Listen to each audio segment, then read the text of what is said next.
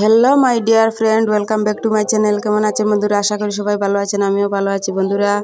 আজকে দেখতে পাইরা এদিকে কি দেখাইরাম আপনারা সবরে।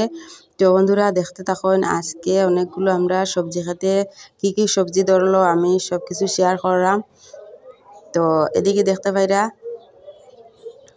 মানে বাঁধাকপি ধরছে, এখনো বড় হয়েছে না, ছোট ছোট। আর এদিকে ফরাস, মানে আমরা তো দুইটা সবজি ক্ষেত আছে, তো একটা সবজি ক্ষেতে মানে ফরাস ধরি লাইছে, খাওয়াও শেষ। আর এদিকে আর একটা সবজি ক্ষেত, তো দেখতে পাইরা ফরাস এখনো ফুল দিছে না, তো ধরার এখনো অনেক বাকি আছে। আর এদিকে ওলকবি যে, তো এটা ওলকবি এখনো দেখতে পাইরা ছোট ছোট। আর এদিকে অনেকগুলো সবজি, তো সবজি খেতে অনেকগুলো সবজি ধরছে বন্ধুরা দেখতে পাইরা। তো খুবই ভালো লাগে যখন নিজে ফসল করা মানে সবজি খাই। তো এটা মানে কোনো ক্ষতিও করতো না। আর বাজারে যে কিনতে পাওয়া যায় এত বেশি সার দিয়া তারা বানায় যে সবজি এত বড় বড়, তো বন্ধুরা দিকে দেখতে পাইরা লোকাল সবজি কত ভালো, উপকারও হয়। তো এদিকে ওলকবি দেখতে পাইরা কত সুন্দর সুন্দর ওলকবি ধরছে।